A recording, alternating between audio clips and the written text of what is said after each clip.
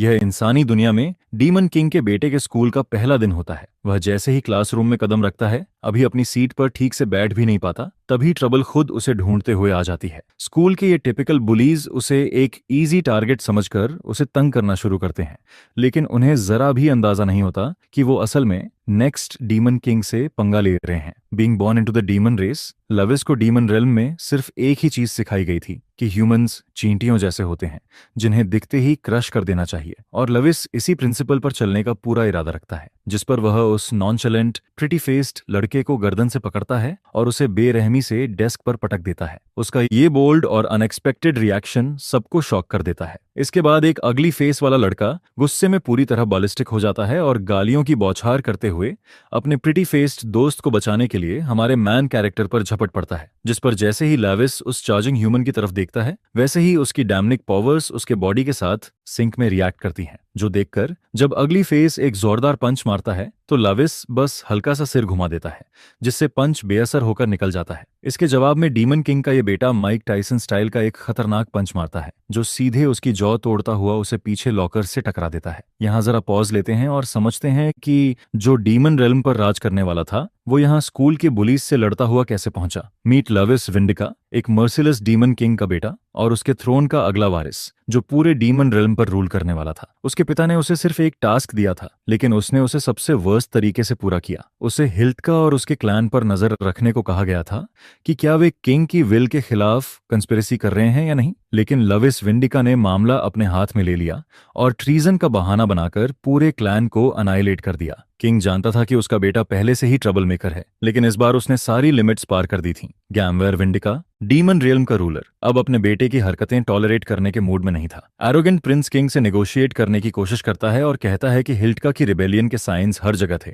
इसलिए उसे फैलने से पहले ही खत्म करना बेस्ट ऑप्शन था, जिस पर किंग ऐसे बारबारिक और एक्स्ट्रा जुडिशियल तरीकों पर भरोसा नहीं करता। भले ही वो पनिशमेंट डिजर्व करते हों, लेकिन सब कुछ प्रॉपर लॉ और स्ट्रिक्ट जुरिस्डिक्शन के तहत होना चाहिए था। यह सुनकर एरोगेंट बेटा जोर जोर से हंसने लगता है और इस बोरिंग तरीके का मजाक उड़ाता है। अपने बेटे का यह लैक ऑफ डिसिप्लिन किंग को अंदर तक डिसअपॉइंट कर देता है। किंग पहले से ही मान चुका था कि उसका बेटा शैलो माइंडेड और इग्नोरेंट फूल है। उससे बहस करना दीवार को समझाने जैसा था। इसी वजह से उसने पहले ही उसके पनिशमेंट का फैसला कर लिया था। 12 डार्क थ्रोन्स के साथ डिस्कशन के बाद डीमन रेल्म के लॉज तोड़ने और हिल्का क्लैन के मैसेकर के लिए लविस विंडिका को ह्यूमन रेल्म में एग्जाइल करने का फैसला होता है। सिर्फ एग्जाइल ही नहीं, बल्कि उसकी डार्क पावर्स भी सील कर दी जाती हैं। किंग चाहता था कि उसका बेटा तभी वापस आए जब वह डीमन रेल्म को रूल करने लायक एक सिंसियर इंसान बन जाए। किंग के आदेश पर 12 थ्रोन्स अपने स्पेल्स कास्ट करते हैं ताकि लविस की डार्क पावर्स सील हों और उसे बैनिश किया जा सके। इन 12 थ्रोन्स में राम्बे नाम का एक गाय भी होता है, जिसने जानबूझकर ये सब प्लॉट किया था, और लविस को इस पथेटिक हालत में देखकर उसे अजीब सा थ्रिल मिल रहा होता है। इसके साथ ही कुछ रूल्स भी होते हैं जिन्हें फॉलो न करने पर जिंदगी जीनी थी। दूसरा, अपनी जान लेना स्ट्रिक्टली प्रोहिबिटेड था, और आखिरी, किसी भी ह्यूमन को हार्म या किल करना मना था। इसके बाद एक समय का महान डीमन प्रिंस जागता है, लेकिन अब वह मिन्हो नाम के एक वीक और फ्रेल ह्यूमन बॉडी में होता है। इस बॉडी का पिछला मालिक एक कमजोर बेड रिडन बॉय था जो बुलिंग का विक्टिम रहा था। क्योंकि वो कोमा में माना जा रहा था, इसलिए उसकी सिस्टर और मदर उसे खड़ा देखकर शॉक हो जाती हैं। जहां माँ और बहन इमोशनल हो जाती हैं, वहीं उसका नया पिता इमोशनली अनअवेलेबल और अनहिंज्ड इंसान होता है। बेटा होश में आते ही वह बस उसे अगले दिन स्कूल जाने की तैयारी करने का आदेश देता है। अगला दिन आता है और इसी तरह मिन्हो खुद को उन्हीं बुलीज के बीच फंसा हुआ पाता है जिन्हें वह अभी बुरी तरह पीट रहा होता है। पूरा स्टूडेंट बॉडी ये देखकर सन्न रह जाता है कि जो कभी रोने वाला वीक लड़का था, वो अब पूरा सिग्मा बन चुका है। जब वह असॉल्ट करने वाले को पंच मारकर जमीन पर गिराता है और ऑरा फार्म करता है, तभी ग्लासेस वाला एक नर्ड सोचने लगता है कि क्या ये वही मिन्हो है जिसे वे जानते थे। इसी बीच प्रिटी बॉय, जिसकी ईगो बुरी तरह हर्ट हो चुकी होती है, चेयर उठाकर मिन्हो का सिर फोड़ने के लिए उस पर झपटता है, जिस पर ग्लासेस नर्ड उसे पीछे से सावधान करता है। यह सुनते ही मिन्हो लाइटनिंग स्पीड से रिएक्ट करता है और एक इंस्टेंट नॉकआउट किक मारता है, जिससे प्रीटी फेस दोहरा हो जाता है। जो बुल्ली पहले कॉन्फिडेंट था, अब पूरी तरह कंफ्यूज्ड मेज बन चुका होता है। वह समझ ही नहीं पाता कि मिन्हो अचानक इतना बदल कैसे गया, और गुस्से में उल्टी सीधी गालियां बकता चल जाता है, जिससे उसकी हालत और खराब होती जा रही होती है। असल में मिन्हो आमतौर पर अपनी डिमोनिक पावर्स यूज नहीं कर सकता क्योंकि वे सील की गई होती हैं, लेकिन जब भी कोई उसे प्रोफैनिटीज देता है, वो कर्सेस उसके अंदर की डिमोनिक मैजिक को जगा देती हैं। जितनी ज्यादा गालियां, उतनी ज्यादा पावर। रियल में मिन्हो की माँ खुद प्रोफैनिटीज की लिविंग एम्बॉडीमेंट थी। उसने ही उन्हें इन्वेंट किया और ह्यूमैनिटी पर अनलीश किया था। अपनी लेग में सारी कर्सेस अब्सॉर्ब करने के बाद लेविस एक डेविस्टेटिंग स्नैप किक उस बास्टर्ड की चिन पर मारता है। ये फाइनल किक प्रिटी फेस को पूरी तरह अगली बना देती है और वह बेहोश होकर गिर जाता है। वैसे प्रिटी फेस और अगली फेस दोनों का नाम ताइवोन होता है और पूरा क्लास ये अनप्रेसिडेंटेड सीन देखकर डिसबिलीफ में होता है। इस बीच लविस अपनी करंट सिचुएशन पर रिफ्लेक्ट करता है। वह आखिरकार कोड क्रैक कर चुका होता है। उसने अपने पिता की कंडीशंस फॉलो करते हुए एंटरटेनिंग लाइफ जीने का तरीका ढूंढ लिया था। प्योर डेविल वाली ग्रिन के साथ वह हर उस इंसान को इनवाइट करता है जो उससे नफरत करना चाहता है। वह चाहता है कि वे उससे नफरत करें और जमकर गालियां दें जिनकी उसे तलब होती है। पूरा क्लास सोच में पड़ जाता है कि मिन्हो अचानक इतना अजीब क्यों बोल रहा है। ग्लासेस वाला नर्ड भी ये मानने लगता है कि शायद मिन्हो अपनी रियल स्ट्रेंथ छुपा रहा था। जब पूरा क्लास स्टैटिक रहता है तभी वही नर्ड उसके पास आकर पूछता है कि क्या वह ठीक है। यह याद करते हुए कि इस नर्ड ने पहले उसकी मदद की थी, लविस तय करता है कि यही उसका बेस्ट लैकी बन सकता है, जिस पर वह कामली कहता है कि वह बिल्कुल फाइन है। थोड़ी देर बाद नर्ड उस पर सवालों की बारिश करने लगता है, उसकी सडन स्ट्रेंथ बफ को लेकर। मजाक मजाक में वह ये भी कह देता है कि शायद मिन्हो किसी दूसरे वर्ल्ड से रीइंकार्नेट हुआ है। यह सुनकर लविस थोड़ा वरीड हो जाता है कि कहीं इस किड ने उसका सीक्रेट तो नहीं पकड़ लिया, लेकिन नर्ड बोलता ही जाता है और पूछता है कि उसके पिछले वर्ल्ड की लाइफ कैसी थी, शायद कोई मार्शल आर्ट्स वर्ल्ड या फिर कोई गेम वर्ल्ड। ये सोचकर कि कहीं ये सच में कोड क्रैक न कर ले, लवीस फैसला करता है कि इससे पहले कि और लोग जाने उसे यहीं एनआईपी कर देना बेहतर होगा। लेकिन उससे पहले ही हमें एक फ्लैशबैक में खींच लिया जाता है। उसका एक क्लोज फ्रेंड उसे इंसानों को मारने से मना करता था। ह्यूमंस को मारना डेमन्स के लिए सोल एनहिलेशन होता है। वह डेमोन ये बात समझता था, लेकिन उसे टीचर सिंथिया की लेसन साफ याद थी जिसमें उसने ह्यूमंस को मौके पर क्रश करने को कहा था, जिस पर उसका दोस्त उसे बताता है कि वो स्टेटमेंट आयरॉनिक थी। असल में डीमंस डेथ के गॉड्स होते हैं। भले ही ह्यूमंस फूलिश क्रीचर्स हों जो एक दूसरे को मारने की कोशिश करते रहते हैं, लेकिन डीमंस को उन्हें हार्म करने का अथॉरिटी नहीं होता और कॉन्सिक्वेंसेज वह पहले ही बता चुका होता है। बैक देन लेविस को लगता था कि इस बात पर ज्यादा स्ट्रेस लेने की कोई जरूरत नहीं है क्योंकि उसे कभी ह्यूमन रेल्म में जाने वाला ही नहीं था। लेकिन प्रेजेंट में लेविस खुद को एक डेडलॉक में फंसा हुआ पाता है जहां उसे समझ ही नहीं आ रहा कि इस नर्ड की ट्रैप कैसे बंद कराए बिना उसका गला दबाए, जिस पर लगता है कि उसे कुछ करने की जरूरत भी नहीं पड़ती। नर्ड खुद ही मान लेता है कि जो कुछ वो बोल रहा है वो पूरी तरह एब्सर्ड फैंटेसी है, हालांकि वो ये भी कहता है कि वो भी किसी दूसरे वर्ल्ड में जीना चाहता है। यह सुनकर लावाइस समझ जाता है कि इस नर्ड की बातें जीनियस हैं क्योंकि उनमें डेस्पिरेशन साफ झलक रहा होता है। जैसे जैसे नर्ड और बकता चला जाता है, लेविस को राहत मिलती है कि ये किड उसके डीमन ओरिजिन से बिल्कुल अनअवेयर है। अचानक से नर्ड उन दो गूंस को पीट पीट कर पल्प बना देने के लिए उसे सिंसियर कॉम्प्लीमेंट दे देता है। एक मेयर ह्यूमन से तारीफ मिलना हमारे डीमन को अंदर तक चुभता है। जिस तरह कर्सेस उसके लिए स्वीट ललबाई जैसी होती हैं, उसी तरह ह्यूमन से आने वाले कॉम्प्लीमेंट्स उसे बेहद डिस्गस्टिंग फील होते हैं। रात उतरती है और हम अपने मैन कैरेक्टर को उसकी सिचुएशन पर रिफ्लेक्ट करते हुए देखते हैं। एक डीमन जो ह्यूमन बॉडी में फंसा है, उसे किसी भी तरह की मैजिकल एबिलिटीज पोजेस नहीं करनी चाहिए, लेकिन फिर भी उसकी मैजिक पावर्स रिएक्ट कर रही होती हैं। जब उसे अपनी हालत का कोई वैलिडेटिंग आंसर नहीं मिलता तो वो खुद को लावेस विंडिका, डीमन किंग का अनडिफीटेड किन होने के टाइटल पर ग्लोट करता है। लेकिन तभी वही डीमन प्रिंस दर्द से तड़पने लगता है और आखिरकार अपने बेड पर गिर जाता है। उसकी पूरी बॉडी एचिंग होती है क्योंकि ये वेसल उसकी मैजिक को संभालने में स्ट्रगल कर रहा होता है। बेचारा लड़का लगभग आधी रात एगनाइजिंग पेन में बिताता है और फिर जाकर नींद में गिरता है। अगले दिन शाम को नर्ड और डीमन प्रिंस साथ में घर लौटते हुए दिखाई देते हैं। नर्ड अपने दोस्त के लिए ग्रैटिट्यूड जताने में लगा रहता है। दरअसल पहले ऐसा कोई दिन नहीं गया था जब उन्हें बुली न किया गया हो, लेकिन कल से सब कुछ बदल चुका था। लावाइस को ग्रैटिट्यूड बेकार लगता है, खासकर तब जब वो लोग खुद मौत मांग रहे थे। यह सुनकर नर्ड फ्रेंड चौंक जाता है। तभी अचानक मिन्हो को पीछे से आवाज लगाई जाती है, जिस पर वह पलटकर देखता है तो फ्रस्ट्रेटेड बुलीज का एक ग्रुप सामने खड़ा होता है। उनका लीडर असल में सन युन का भाई होता है, वही लड़का जिसे मिन्हो ने 2 दिन पहले डेथ्स डोर तक पहुंचा दिया था। वे इसलिए अनॉयड होते हैं क्योंकि उन्होंने मिन्हो की प्रोटेक्शन के लिए फीस ली थी, फिर भी वो एहसान लौटाने के बजाय कुत्ते की तरह पलटकर काट रहा था। जहां नर्ड डर से कांप रहा होता है, वहीं हमारा लड़का कैंडी स्टोर में पहुंचे किसी मेस्टअप बच्चे की तरह चमक उठता है और चाहता है कि उस पर और इंसल्ट्स फेंके जाएं। नर्ड खुद सोचने लगता है कि उसने कैसा मैसोचिस्ट डिम विटेड दोस्त बना लिया है। गूंस का लीडर ग्रिन करते हुए मिन्हो को सख्ती से फॉलो करने को कहता है। मेनियक खुशी खुशी मान जाता है, बस उसे वर्बली डॉग वॉक्ड किया जाना चाहिए। सिक्लूडेड कंस्ट्रक्शन साइट पर सारे गूंस मौजूद होते हैं, जिसमें शुंग्युन खुद भी शामिल होता है।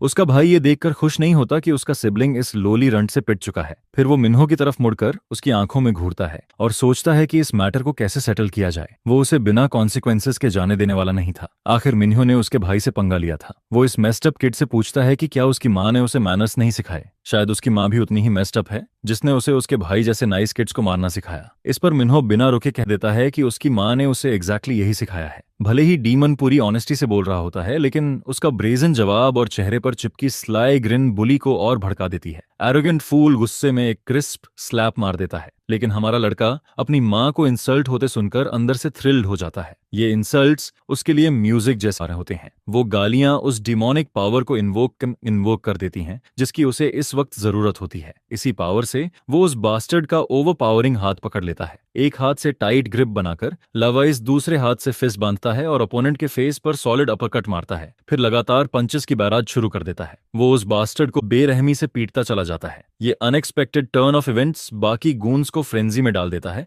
जो बस किनारे खड़े होकर गालियां दे रहे होते हैं। पिट चुका उनका बॉस इन इडियट्स को आगे बढ़ने का आदेश देता है। मिन्हो स्टांस लेता है, स्लर्स की पावर को यूटिलाइज करने और पूरी हाइनास की भीड़ को गिराने के लिए रेडी होता है। वो एक एक करके सामने आने वाले हर इंसान को किक और पंच करता है और सबको इंस्टेंटली गिराता जाता है। पास खड़ा बेचारा नर्ड समझ ही नहीं पाता कि ये कैसा हॉलीवुड सीन चल रहा है। कंस्ट्रक्शन साइट में मिन्हो के विक्टिम्स की चीखें कुछ देर तक गूंजती रहती हैं, लेकिन फिर सब शांत हो जाता है, क्योंकि आखिर में सिर्फ एक ही आदमी खड़ा बचता है और वो हमारा लड़का होता है। वायलेंस और कर्सेस का एक्सपीरियंस मिन्हो को इतना डिलाइटफुल फील कराता है कि वो अपने अंकल और माँ दोनों के लिए ग्रेटफुल हो जाता है। असल में ह्यूमंस के बीच वायलेंस इंट्रोड्यूस करने वाला उसका अंकल था और कर्सेस इन्वेंट करने वाली उसकी माँ। वायलेंस का टेस्ट इतना रिफ्रेशिंग लगने लगता है कि वो अपने अंकल के लिए थैंकफुल होता है। और नर्ड को मत भूलो, जो घर जाकर अपनी लाइफ डिसीजंस पर दोबारा सोचने वाला होता है।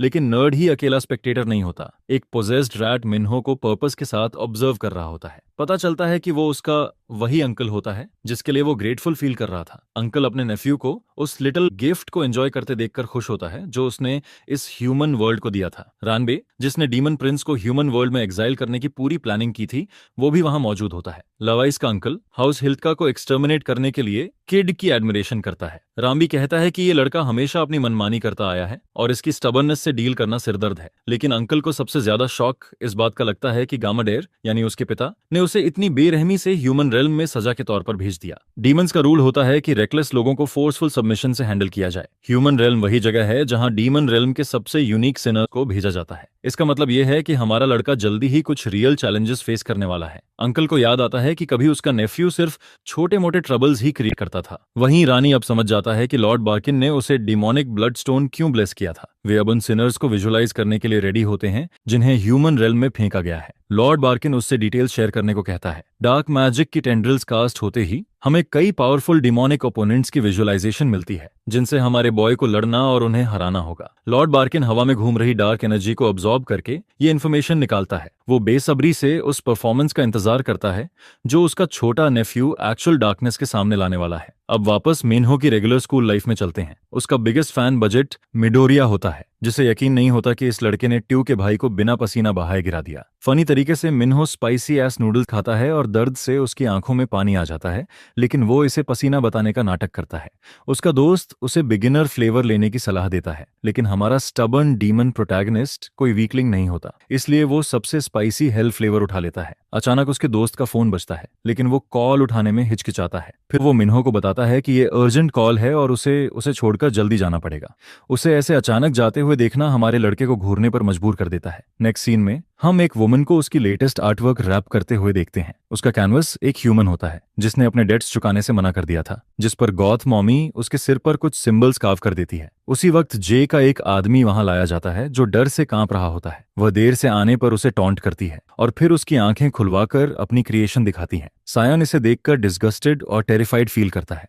वो सिंबल्स थीफ को रिप्रेजेंट करते हैं और क्योंकि इस ड्यूड ने उसके डेट्स देने से मना किया था, इसलिए उसे प्रॉपर पनिशमेंट दिया गया था। जी सोचती है कि क्या यही फेट लिटिल सायन भी चाहता है, क्योंकि उनके बीच एक पर्सनल प्रॉमिस भी होता है। डरा हुआ लड़का मुश्किल से खुद को संभाल पाता है और बहाने बनाता है कि उसकी प्रोग्रेस में चीजें इंटरप्ट हो रही थीं, जिस पर जी उसे जोर से फेस पर स्लैप करती है। जी उसकी ऑर्डर्स फॉलो न कर पाने की वजह से अनॉयंस दिखाती है। उसे सही से पनिश करने के लिए वह उसके हाथ या फिर उसकी बैक पर भी वर्ड्स कार्व करने के लिए रेडी हो जाती है। सैन मर्सी के लिए भीख मांगता है, जिस पर जी उसे एक फाइनल चांस देती है कि वह सब ठीक कर ले, वरना उसका भी वही हाल होगा जो पीछे पड़े उस डेड ड्यूड का है। जी उसे साफ आदेश देती है कि एक एक वर्ड वैसा ही करे जैसा वह कहे, वरना वो पूरी तरह कुक्ड है। रात होते ही वही लड़का कीबोर्ड के सामने कांप रहा होता है और सोच रहा होता है कि क्या उसे सच में आगे बढ़ना चाहिए। जे की बात न मानने का मतलब उसकी लाइफ जाना होता है, इसलिए उसके पास कोई चॉइस नहीं बचता। वहीं दूसरी तरफ मिन्हो यहाँ ऐसे दर्द में होता है जैसे उसे पीरियड्स चल रहे हों। ये स्पाइस विम्प के इफेक्ट्स होते हैं। उसका स्टमक अंदर से मथ रहा होता है और टूटता सा फील देता है।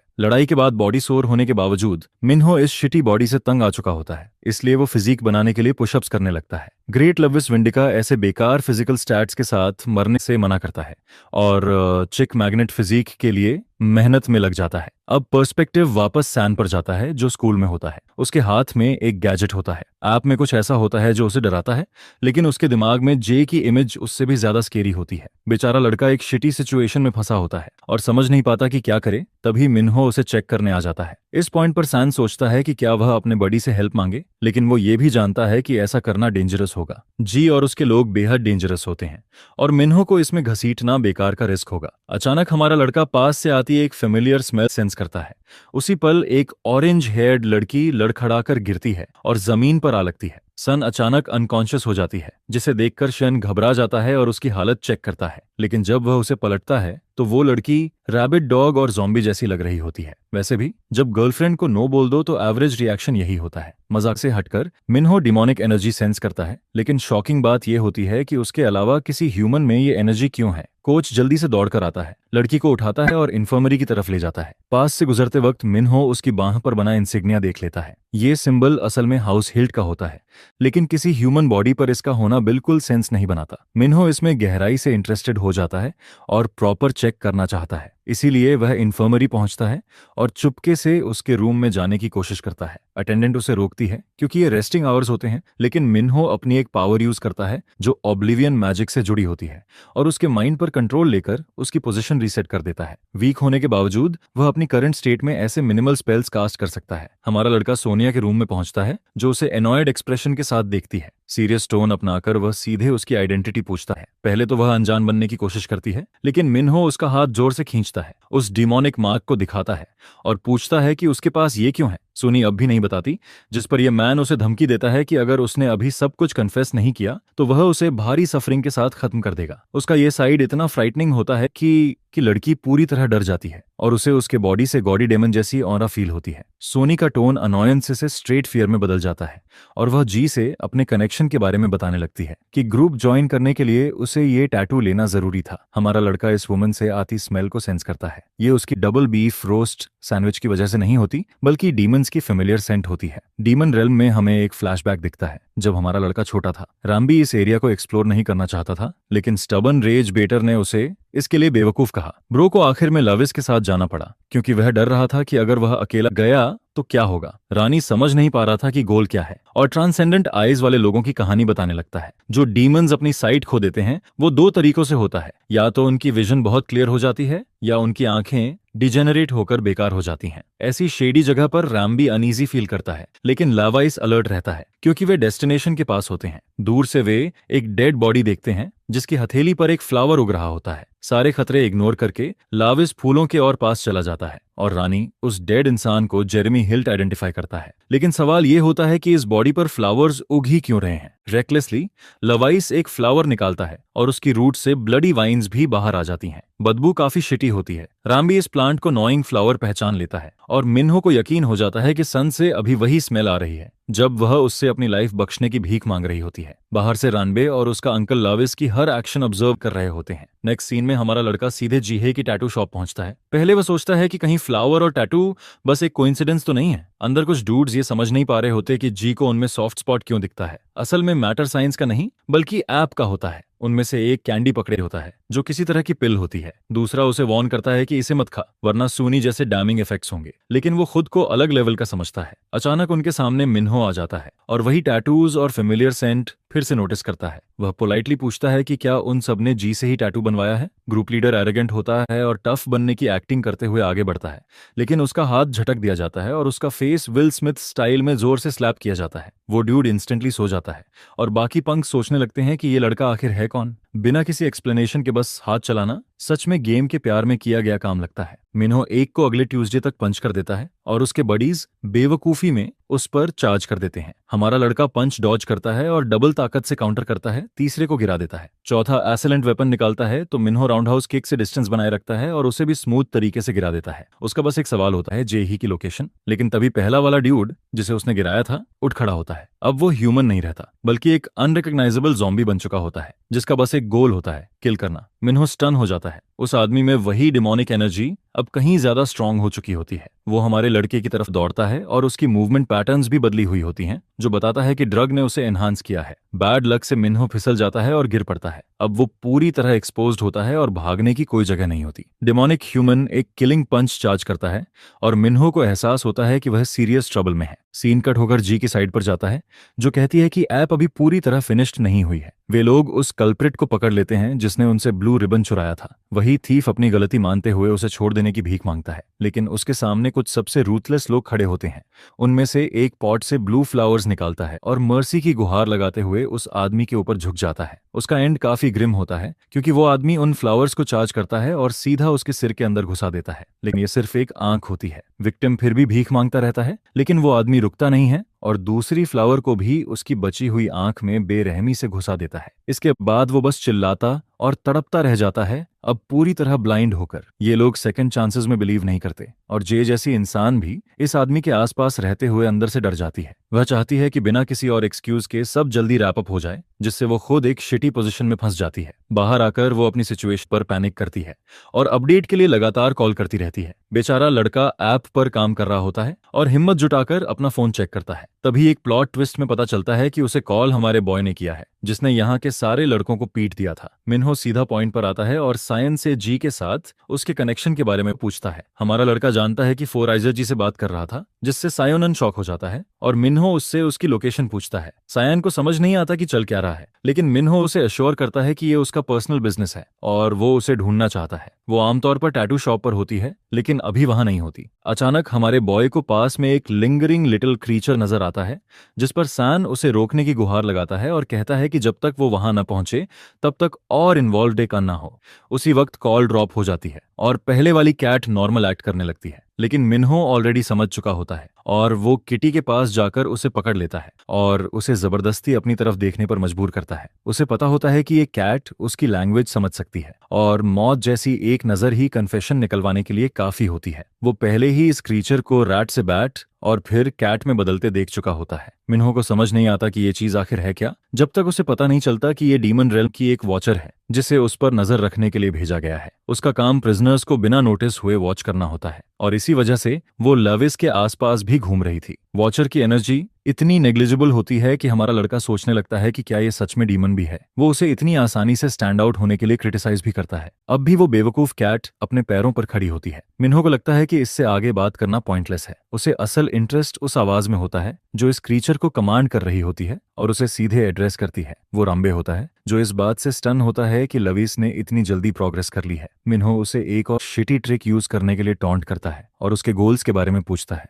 उसका पुराना दोस्त सिंपल खेलता है और कुछ भी शेयर नहीं करता। अनॉयड होकर मिन्हो वो सवाल पूछता है जो उसे परेशान कर रहा होता है कि क्या ह्यूमन डायमेंशन में प्रिजनर्स का मैजिक यूज करना कॉमन है। राम्बी जोर देता है कि कुछ एक्सेप्शंस होते हैं और वो जल्द ही सब समझ जाएगा। अगला टॉपिक नॉइंग फ्लावर का होता है। मिन्हो उसकी इंटेंस सेंट एक्सप्लेन करता है, वही स्मेल जो उन्होंने बैक देन फील की थी, वही फ्लावर जो डीमन रेल्म में फॉरबिडन मानी जाती है, समहाउ ह्यूमन रेल्म में अवेलेबल होती है। रानी अंदाजा लगाता है कि हाउस हिल्ट के डिमोनिक बीस्ट्स पूरी दुनिया में फैल रहे हैं और यहाँ तक कि डीमन रेल्म के एडमिन्स को भी इसका पता चल चुका है। हाउस हिल्ट का नाम आते ही मिन्हो को भारी इरिटेशन होती है और वो समझ जाता है कि इसके कुछ मेंबर्स ह्यूमन वर्ल्ड में मौजूद हैं। राम भी हंसता है और बताता है कि ह्यूमन रेल्म अब वो इनोसेंट जगह नहीं रही, ये एंडलेस मैनिपुलेशन की लैंड बन चुकी है। राम भी चाहता है कि लविस अपने स्टे के दौरान सब कुछ संभाल ले, लेकिन उसकी बातें वेग होती हैं, जिससे मिन्हो कंफ्यूज हो जाता है कि आखिर उसे किस चीज का ध्यान रखना है। राम भी कॉल कट कर देता है और वॉचर की कॉन्शियसनेस वापस आ जाती है, जिससे हमारा लड़का और अनॉयड हो जाता है। नेक्स्ट सीन में जे हे गुस्से में होती है क्योंकि सन ने 1000 बार कॉल करने के बाद भी फोन नहीं उठाया था। सेकंड अप्रोच अपनाते हुए वो सियोंग जुन को कॉल करती है और उसे ऑफिस लौटने और तुरंत सायन को ढूंढने का आदेश देती है। वापस मिन्हो की तरफ वो वॉचर से ह्यूमन वर्ल्ड के बारे में इंफॉर्मेशन निकालना चाहता है।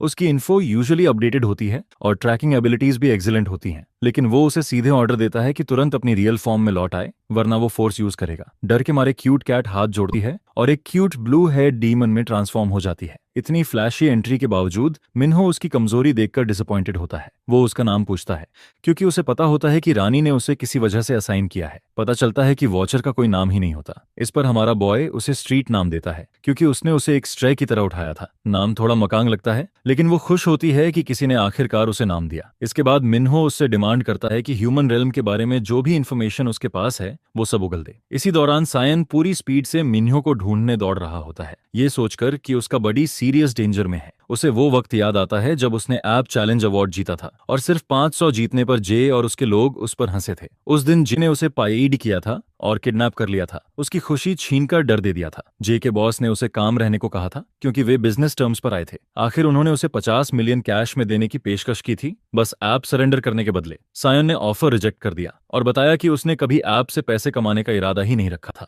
बॉस को यह जवाब पसंद नहीं आया और उसी दिन से सायोनन की फोर्सेड स्लेवरी जी के कंट्रोल में शुरू हो गई थी। वो डरावने ख्यालों को झटक कर अपने दोस्त को ढूंढने की कोशिश करता है, तभी अचानक एक लंबे आदमी से टकरा जाता है और समझ जाता है कि अब वो कुक्कड़ है। ये लोग फोर आइज को ढूंढ ही रहे थे और सायन खुद चलकर आ गया था। जे भी गुस्से से भरी आंखों के साथ वहां पहुंच जाती है। इस बार वो उसे आसानी से छोड़ने वाली नहीं होती। जे उसे फिर से किडनैप कर लेती है और उसे लाइफ भर ऐप कोड करने का आदेश देती है उनकी निगरानी में। अगर उसने कभी भागने की कोशिश की तो उन्हें पता चल जाएगा क्योंकि उनकी हर जगह आइज होती हैं। सायन के नए केज के अंदर भी एक अटेंडेंट रखा जाता है। उसे समझ आ जाता है कि अब सब खत्म हो चुका है। जी के कुछ दोस्त ये सोचने लगते हैं कि क्या ये किड सच में डेवलपर भी है या नहीं, लेकिन बॉस को फर्क नहीं पड़ता। वो ऐप को प्रोडक्ट फैलाने के लिए यूज करना चाहता है। ऐप का नाम आई एम हियर होता है और नाम भी उन्हें शिटी ही लगता है। लॉगिन करते ही सान ऐप पर काम करने लगता है और उसका बॉस जिसकी फ्रॉम माय हीरो एकेडेमिया जैसा दिखते हुए आता है। वो एक्सप्लेन करता है कि ऐप असल में ब्लू रिबन डिस्ट्रीब्यूशन का सेंट्रल पीस है। गोल ये होता है कि ऐप के जरिए बायर्स की इन्फॉर्मेशन निकाली जाए और फिर मार्केट को मैनिपुलेट किया जाए। गेम के अंदर रियल टाइम लोकेशन ट्रैकिंग उन्हें ट्रांजैक्शंस और ज्यादा फैलाने में मदद करता है। इस तरह प्रोडक्ट बेचने का प्लान आखिरकार रियल बन जाता है। ब्लू रिबन वही कैंडी ड्रग होती है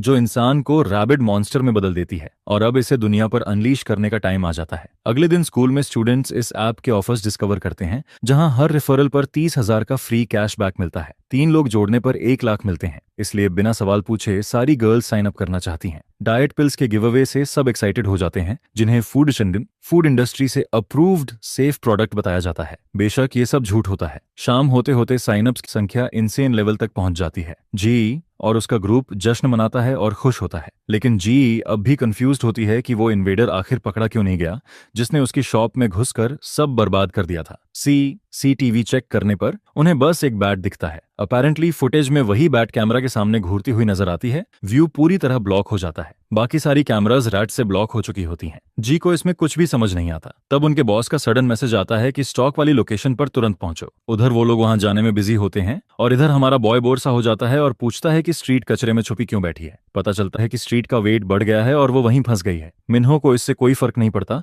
और सीधे उससे इन्वेस्टिगेशन के रिजल्ट्स पूछता है जो उसने उसे सौंपे थे। क्यूट डीमन एक्साइटेड होकर बताती है कि मुश्किलों के बावजूद उसने काफी इंटरेस्टिंग डिटेल्स निकाल ली हैं। उसे याद दिलाती है वो पंक जिसे हमारे बॉय ने नॉकआउट किया था। उसके पास इसी ड्रग के कुछ सैंपल्स थे जिनसे नॉइंग फ्लावर जैसी ही स्मेल आ रही थी। ये समझना आसान हो जाता है कि ये ड्रग एवरेज ह्यूमन की एबिलिटीज को काफी एनहांस कर देती है, लेकिन स्ट्रेंज बात यह है कि नॉइंग फ्लावर को ग्रो होने के लिए हमेशा एक होस्ट चाहिए होता है। ऐसे में बिना होस्ट के इस ड्रग का एग्जिस्ट करना अजीब है क्योंकि डीमन रेल्म में भी ये फ्लावर एक्सटिंक्ट कर दिया गया था। स्ट्रीट बताती है कि प्रोडक्ट का नाम ब्लू रिबन है और ये ह्यूमंस के बीच अलग अलग फॉर्म्स में फैल रहा है, जैसे डाइट पिल्स और सप्लीमेंट्स। मिन्हो रॉ इंग्रेडिएंट्स के बारे में क्यूरियस होता है, लेकिन वो पार्ट इन्वेस्टिगेट करना मुश्किल होता है क्योंकि प्रोडक्ट सीक्रेसी में मैन्युफैक्चर किया जा रहा होता है। इवन स्ट्रीट भी उन डिटेल्स को ट्रैक नहीं कर पाती, जिससे मिन्हो इरिटेट हो जाता है और सोचता है कि अगर बस नाम ही ढूंढ पाई है तो वो अपने जॉब में बेकार है। वॉचर पैनिक में बताती है कि हर प्रोडक्ट अभी प्रॉपर्ली डिस्ट्रीब्यूट किया जा रहा है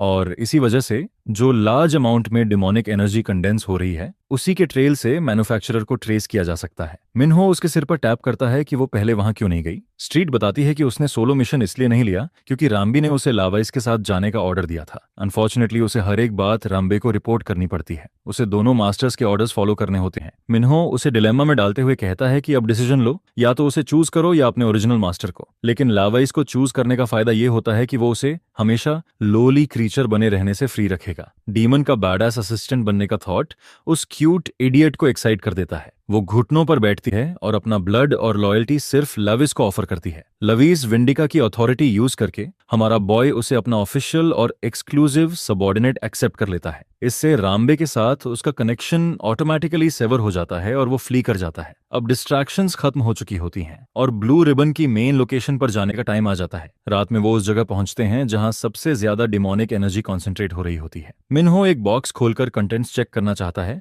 लेकिन हर बॉक्स पर डोजन्स ऑफ चेन्स लगी होती हैं। स्ट्रेट हैंड्स यूज करते हुए माइक टाइसन जूनियर एक जोरदार पंच मारता है और चेन्स सिंगल हिट में टूट जाती हैं। कंटेनर खुलते ही एक पंजेंट स्मेल बाहर निकलती है जो दोनों डीमंस को डिस्गस्टेड फील कराती है। सिनिस्टर डिमोनिक एनर्जी बाहर सीप होने लगती है और स्ट्रीट और मिन्हो मुश्किल से खड़े रह पाते हैं। ये ड्रग के इफेक्ट्स होते हैं। इसके बाद एक और फ्लैशबैक आता है जहां अंकल राइकन अपने छोटे न्यूब को कॉम्बैट की ट्रेनिंग दे रहा होता है। वो किड को बेरहमी से पीटता है ताकि वो वीकलिंग बनकर न रह जाए। अंकल का एक डेफिनेटिव पंच उसके आर्म्स तोड़ देता है और किड सीधे क्लिफ से नीचे जा गिरता है। लावाइस गिरते हुए अपने स्टूपिड अंकल को कोसता है जो हंसते हुए उसके पीछे नीचे उतरता है। लावाइस जमीन पर जोरदार क्रैश के साथ गिरता है और अंकल सोचता है कि क्या लड़का मर चुका है। तभी दोनों की नजर एक नॉइंग फ्लावर फील्ड पर पड़ती है जो विक्टिम्स की कॉर्प्सेस से भरा होता है। यंग लावाइस उस सीन को देखता है जिसे वो कभी भूल नहीं पाता। ये ऐसा होता है जैसे लाइट और डार्कनेस अलग हो रहे हों। जो चीजें साथ एग्जिस्ट नहीं कर सकती वो आपस में टकराती हैं और उनके बीच नए एंटिटीज जन्म लेने लगते हैं। ह्यूमैनिटी के केव में एरा में पहला फ्लावर ह्यूमन रेल्म में ब्लूम करता है। सब उसकी यूनिक एबिलिटी देखते हैं जो डीमंस और संपर्क में आने वाले हर बीइंग को ड्रेन कर देती है। ये फ्लावर हर रेल्म के लिए डूम और डिस्ट्रक्शन का सिंबल होता है। अंकल राइकन और उसका नेफ्यू देखते हैं कि पूरा फील्ड इंसिनरेट कर दिया जाता है, उसी वजह से कि उन्होंने खुद मिलकर इसे जलाया था। हमारा बॉय अभी कंफ्यूज्ड होता है। वॉचर एक्सप्लेन करती है कि ग्रेट डीमन किंग गमाडेर जो उसके पिता हैं, उन्होंने रियल्म से हर एक फ्लावर इरेडिकेट कर दिया था। इसलिए दोनों हैरान होते हैं कि ह्यूमन रेल्म में इतनी बड़ी संख्या में ये फ्लावर्स कैसे जमा हो गए। मिन्हो अचानक ऐड करता है कि नॉइंग फ्लावर असल में ह्यूमन रेल्म से ओरिजिनेट हुआ था। यही वो रेल्म है जहां लाइट और शैडो आपस में ब्लेंड होते हैं और ह्यूमन हिस्ट्री में कोएग्जिस्टेंस पॉसिबल होती है। माना जाता है कि हजारों साल पहले ह्यूमंस नियरली एक्सटिंक्ट हो गए थे। फ्लावर का दोनों रेल्म्स में एक साथ एग्जिस्ट करना ये इंप्लाई करता है कि इसके पीछे कोई मास्टरमाइंड है। स्ट्रीट कुछ और जोड़ने ही वाली होती है, तभी अचानक कोई उन पर लाइट फ्लैश करता है। जे और उसके लोग इंट्रूडर्स से फेस करने पहुंच जाते हैं और किड्स पर पिटी करते हैं कि वो खुद चलकर डेथ ट्रैप में आ गए। जे का ग्रुप सोचता है कि यही वही गाय है जिसने उसकी शॉप ट्रैश की थी, लेकिन स्ट्रीट बताती है कि वही वो पर्सन है जिसे वो ढूंढ रहे थे। जी गुस्से में हमारे बॉय को ब्लेम करती है कि वो उसकी जगह में घुसकर सब रैक कर गया और उसे खुद नहीं पता कि वो वहां कैसे पहुंचा। मिन्हो सीधा पॉइंट पर आता है और पूछता है कि क्या वही सब मैनेज कर रही है। जी को उसका एटीट्यूड पसंद नहीं आता, लेकिन वो कंफर्म कर देती है। मिन्हो पूछता है कि प्रोडक्ट में वो किस तरह के मटेरियल्स यूज कर रही है। जी उसकी ऑडेसिटी पर स्कॉफ करती है कि वो उनके बिजनेस सीक्रेट्स में नाक घुसा रहा है। और भले ही मिन्हो को प्रोडक्ट से खास फर्क न पड़ता हो, लेकिन उसे लगता है कि इन्हें ऐसे छोड़ना डेंजरस है। जे अपनी पॉकेट से ड्रग निकालते हुए अपने मैन को सीरियस होने को कहती है क्योंकि एक और फेलियर उन्हें यंग मू का रात दिला देगी। वो उन सबको ढेर सारे ब्लू रिबन्स देती है। क्लाउन्स की तरह वो लोग एक्साइटेड हो जाते हैं। जे उन्हें चुप रहने को कहती है और जल्दी से खाने का आदेश देती है। चारों लूनेटिक्स पिल्स अनरैप करके निगल लेते हैं। फाइट अगली होने वाली होती है। ये जानकर मिन्हो स्ट्रीट को हाइड होने को कहता है क्योंकि वो डिस्ट्रैक्शन बन जाएगी। जे के मैन मॉन्स्टर्स और बजर्क बन जाते हैं और वो इशारे से उन्हें टारगेट क्रश करने को कहती है। चारों तेज स्पीड से मिन्हो पर चार्ज करते हैं और मिन्हो उन्हें नशे में चूर एरोगेंट फूल्स कहता है। ब्लडस्टोन आई यूज करके वो अश्योर करता है कि अपनी मायाज़मा से वो सबको गिरा सकता है। मिन्हो पहले टारगेट पर पंच मारता है, फिर पीछे वाले को किक करता है। वो काका शिप की तरह मूव करता है और तीसरे पर लेजर जैसी पंच मारता है, इस बार एक क्रेजी अपरकट। 3 को गिराने के बाद उसकी बैक एक्सपोज्ड हो जाती है और पीछे से उसे टैकल कर लिया जाता है। मिन्हो जमीन पर गिर जाता है, पूरी तरह एक्सपोज्ड। वही गाय घुटना उसके फेस पर मारने की कोशिश करता है, लेकिन मिन्हो टाइम पर पकड़ लेता है। उसे ओवरवेल्म्ड होते देख उसकी असिस्टेंट वरीड हो जाती है और जी के चेहरे पर खुशी आ जाती है। तीनों ज़ॉम्बी डीमंस हर डायरेक्शन से मिन्हो पर अटैक करते हैं। एक साथ अटैक होने की वजह से फाइट बैक करना मुश्किल हो जाता है। ये लोग पहले ब्लू रिबन वालों से कहीं ज्यादा स्ट्रांग होते हैं क्योंकि इन्होंने ड्रग ओवरडोज किया होता है, जिससे उन्हें में और ज्यादा पावर मिलती है। सिचुएशन के हिसाब से खुद को एडजस्ट करते हुए हमारा बॉय एक अलग स्ट्रैटेजी के लिए घूमता है।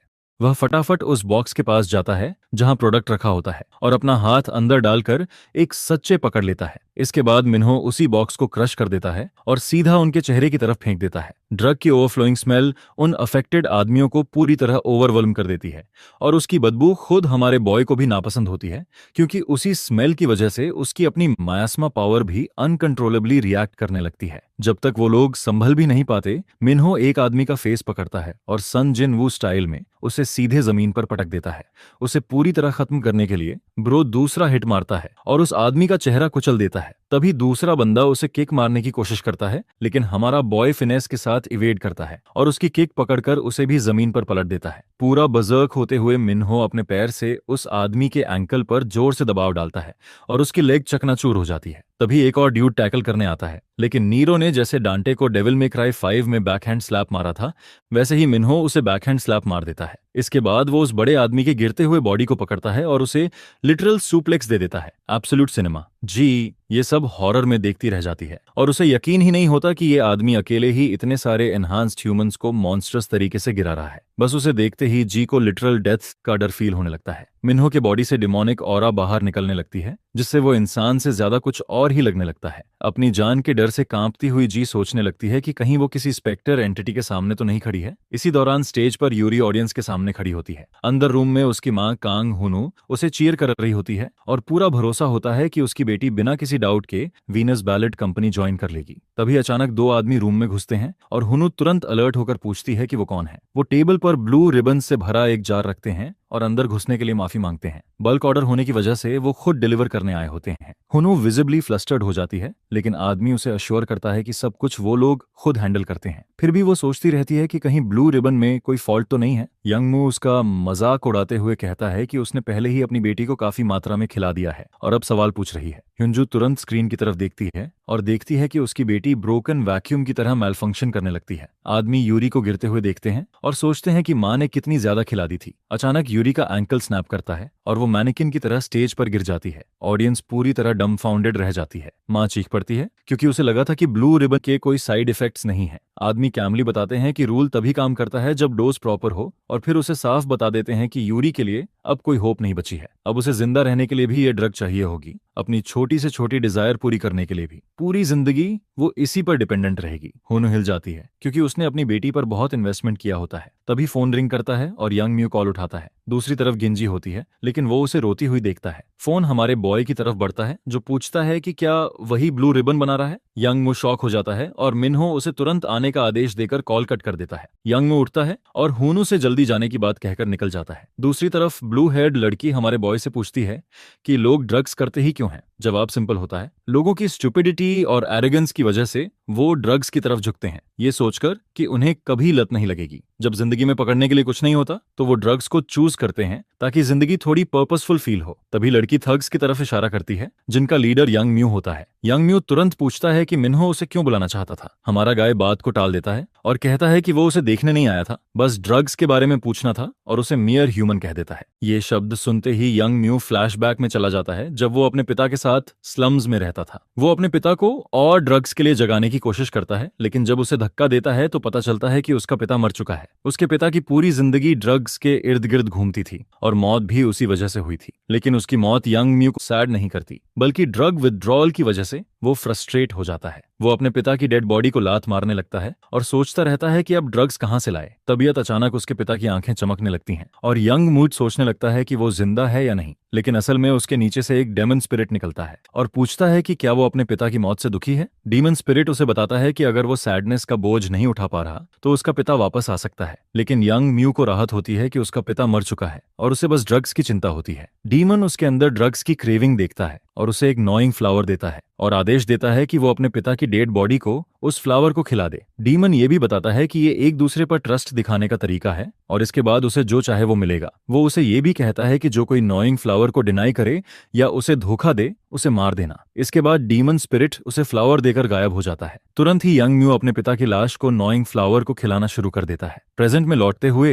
यंग म्यू मेर ह्यूमन कहे जाने पर ऑफेंडेड हो जाता है। हमारा बॉय कामली सोचता है कि क्या यंग म्यू के पास किसी चीज पर फेथ है जिसने उसे जिंदगी में दूसरा चांस दिया हो। जब यंग म्यू वो बात बताता है तो मिन्हो पहले से ही समझ चुका होता है कि उसने डीमन के साथ कॉन्ट्रैक्ट किया है। फिर भी हमारा बॉय आगे बढ़ता है। डीमन और यंग मू दोनों को ट्रैश कह देता है, जिससे यंग मू गुस्से से भर जाता है। वो तुरंत अपने मेन को मिन्हो पर अटैक करने का आदेश देता है। लड़की फौरन भाग जाती है और मिन्हो डिसाइड करता है कि वो इन्हें जल्दी डील करेगा। दूसरी तरफ ब्लू रिबन की सेल्स मैसिव लेवल पर पहुंच जाती हैं और इसका मतलब होता है कि पूरे देश से वीआईपी कस्टमर्स कांटेक्ट करने वाले हैं। पूरी टीम यंग म्यू की तारीफ करती है क्योंकि उसने चाइना और जापान तक रोड्स खोल दिए होते हैं। इधर ऐप का क्रिएटर लॉन्च के बाद से परेशान होता है क्योंकि उसके जरिए ड्रग्स बहुत तेजी से फैल रही होती हैं। वापस हमारे हीरो की तरफ जिंजी रोती हुई मिन्हो को अकेले ही थग्स को गिराते हुए देखती है और उसके इनह्यूमेन मूव से कांप जाती है। मिन्हो फिर यंग म्यू को उसे फाइट करने की चैलेंज देता है। यंग म्यू को याद आता है कि स्पिरिट ने कहा था जो नॉइंग फ्लावर को डिनाई करे या धोखा दे उसे मार देना। वो 3 ब्लू रिबन से निकालता है और अपने लॉर्ड बावर हिल्ट का नाम लेते हुए उन्हें निगल लेता है। इस तरह वो अपने डीमन लॉर्ड बावर हिल्ट के ऑर्डर्स फॉलो करता है। जैसे ही वो मिन्हो पर वार करने आगे बढ़ता है, जिंजी चिल्लाकर उसे बताती है कि ये हीरो कोई ऑर्डिनरी हाई स्कूलर नहीं लगता, बल्कि उन लोगों जैसा लगता है जिनके साथ यंग म्यू ने नया ड्रग बनाया था। न्यू ड्रग का नाम सुनते ही मिन्हो चौंक जाता है और पर्पल हेयर्ड गाय इसी मौके का फायदा उठाकर उस पर पंच चला देता है, लेकिन उससे एक पल पहले ही हीरो इसे सेंस कर लेता है और उसका हाथ झटक देता है। बिना समय गंवाए रेड हेड बास्टर्ड पंचेस की बारात शुरू कर देता है और उसकी क्रेजी स्पीड देखकर हमारा बॉय भी शॉक्ड रह जाता है। वहीं यंग भी अपनी स्ट्रेंथ देखकर खुद हैरान हो जाता है। वो मिन्हो से पूछता है कि क्या उसे भी अपने गॉड से ब्लेसिंग मिली है, क्योंकि वो चाहता है कि उसका लॉर्ड सिर्फ उसका हो। इसी पल मिन्हो समझ जाता है कि नॉइंग फ्लावर और यंग मू से आती गंदी स्मेल के पीछे की असली वजह क्या है और पूछता है कि जिस गॉड पर वो भरोसा करता है क्या वो बावर हिल्ट है। अपने लॉर्ड का नाम सुनते ही यंग म्यू और भी ज्यादा गुस्से में आ जाता है, जहां हमारा बॉय उसे मॉक करता है कि इतनी सारी चीजों में से वो उस पथेटिक डीमन पर बिलीव कर रहा है जैसे उसके पास मानने के लिए कुछ और बचा ही नहीं हो। ये बात यंग म्यू को और ज्यादा गुस्सा दिला देती है और वो मिन्हो पर चिल्लाने लगता है कि उसने उसके गॉड का अपमान किया है जिसने उस पर दया दिखाई थी। लिमिट्स टेस्ट करते हुए हीरो फिर से यंग मू और बावर हिल्ट दोनों का मजाक उड़ाता है, ये कहते हुए कि वो डायमन कितना पिटीफुल और रिचर्ड रहा होगा जो भागते हुए और छुपते हुए इस आदमी तक आया। यहीं पर यंग मू का गुस्सा पीक पर पहुंच जाता है और वो तेज स्पीड के साथ हमारे बॉय पर पंचेस की बारिश कर देता है, चिल्लाते हुए कि उसके लॉर्ड को ट्रैश की तरह बोलने की हिम्मत कैसे हुई। यंग मू के पावरफुल अटैक से खुद को डिफेंड करते हुए मिन्हो सोचता है कि बावर हिल्ट ने अपना नाम कैसे बनाया। उसे याद आता है वो फाइट जब उसने बावर के सारे आदमियों को स्लॉटर कर दिया था, लेकिन बावर कावर्ड की तरह वहां से भाग निकला था। हीरो ये बर्दाश्त नहीं कर पाता कि वो लोनली कावर्ड यहाँ रॉयल्टी की तरह ट्रीट हो रहा है, इसीलिए वो यंग म्यू से पूछता है कि उसका लॉर्ड आखिर छुपा कहाँ है। जब मिन्हो फिर भी बावर का अपमान करना बंद नहीं करता तो यंग म्यू अपनी बॉडी से और भी तेज स्टेंच छोड़ता है और हीरो को मारने के लिए और पावर यूज करता है। वो मिन्हो को बालों से पकड़ता है और लगातार ब्रूटल पंचेस मारता रहता है, ये कहते हुए कि ब्लू रिबन और बावर हिल्ट दोनों सिर्फ उसी के हैं। यहीं प्रोटैगनिस्ट को समझ आता है कि यंग म्यू डीमोनिक एनर्जी की वजह से अपना दिमाग खो चुका है और अब वो सच में उसे मार देगा। दूसरी तरफ स्ट्रीट ये सब देखकर डर जाती है क्योंकि मिन्हो इस वक्त एक ह्यूमन बॉडी में है। डीमन रेल्म में होता तो वो आसानी से अपनी एबिलिटीज यूज कर सकता था। डीमन रेल्म में वैन भी ये देखता है कि यंग मू पूरी तरह कंट्रोल खो रहा है और कहता है कि नॉइंग फ्लावर का टेस्ट सब्जेक्ट अब पूरी तरह फ्यूज हो चुका है। उसे साफ दिखता है कि मिन्हो ह्यूमन बॉडी में होने की वजह से बिना डिमोनिक ब्लड स्टोन के उसे सप्रेस नहीं कर पा रहा है। जब वो कहता है कि लविस की सोल हमेशा के लिए डिस्ट्रॉय हो सकती है तो पास खड़ा स्लाई डीमन वानी उससे पूछता है कि क्या उसे पता है लविस को सबसे ज्यादा किस चीज से नफरत है। मजाक में ये कहने पर कि लविस का टेम्पर इतना खराब है कि वो हर चीज से नफरत करता है, उसका अंकल बताता है कि असल में उसे गंदगी से सबसे ज्यादा नफरत है क्योंकि उसे मायोफोबिया है, यानी डर्टी चीजों का डर। बस तभी हीरो यंग म्यू की पंच पकड़ लेता है क्योंकि वो उस गंदी बदबू को और टॉलरेट नहीं कर पाता और उसे दूर फेंक देता है। मिन्हो को फील होता है जैसे उसकी पुरानी स्ट्रेंथ वापस आ रही हो। इसी के साथ वो अपनी ग्रेट एनर्जी यूज करता है और फाइट को जल्दी खत्म करने के लिए यंग म्यू की तरफ दौड़ पड़ता है। जैसे ही मिन्हो एक पंच मारता है, यंग म्यू यकीन नहीं कर पाता कि कोई ह्यूमन इतनी पावर रख सकता है। मिन्हो के अंदर का डीमन जब खुद को ह्यूमन कहलाते सुनता है तो वो इतना जोरदार पंच मारता है कि यंग म्यू उड़ते हुए पीछे जा गिरता है, उसकी नाक टूट चुकी होती है। प्रोटैगनिस्ट की स्ट्रेंथ देखकर शॉक में यंग म्यू उससे पूछता है कि वो आखिर है क्या। लेकिन मिन्हो उस बदबू से पागल हो चुका होता है और वो एक और पंच मार देता है। इवन वैनबी भी मिन्हो के अंदर अचानक आई एनर्जी सर्च को समझ नहीं पाता। तभी दूसरा डीमन एक्सप्लेन करता है कि हीरो को उस बदबू से हेडेक ट्रिगर हुआ है क्योंकि वो गंदगी सहन नहीं कर सकता। इसी वजह से उसकी मायोफोबिया ने उसे अवेकन कर दिया और वो अपनी ओरिजिनल पावर का एक हिस्सा यूज कर पा रहा है। वानी ये सुनकर हैरान हो जाता है क्योंकि ब्लड स्टोन के साथ भी किसी सिनर की बॉडी डीमन रेल्म की पूरी पावर यूज नहीं कर सकती। इस पर दूसरा डीमन गर्व से कहता है कि लवाइस कोई ऑर्डिनरी गाय नहीं है, बल्कि वो उसी पर गया है। पंच लॉन्च करने के बाद मिन्हो यंग म्यू से कहता है कि वो खुद को लकी समझे क्योंकि इस बॉडी में वो किसी को मर्डर नहीं कर सकता। लेकिन यंग म्यू ये मानने को तैयार नहीं होता कि बावर की ब्लेसिंग पाने के बाद भी वो हार सकता है। इसलिए वो और ब्लू रिबन निगलने की कोशिश करता है। उसे मरने से रोकने के लिए हीरो उसे रुकने को कहता है और इतना पावरफुल पंच मारता है कि उसकी जॉ टूट जाती है और उसका सिर दीवार में धंस जाता है। आखिर में मिन्हो अपनी नाक ढक लेता है क्योंकि बदबू फेड होने लगती है। सैन अपने ऐप के डेटा को घूर कर देखता है। उसे एहसास होता है कि ये वो नहीं था जो वो इस ऐप से अचीव करना चाहता था। प्रेस्टीज स्कूल की बंद दीवारों में रहने वाले लोग रोज किसी को पसंद करने, किसी से नफरत करने या फेक क्लोजनेस दिखाने का नाटक करते रहते हैं।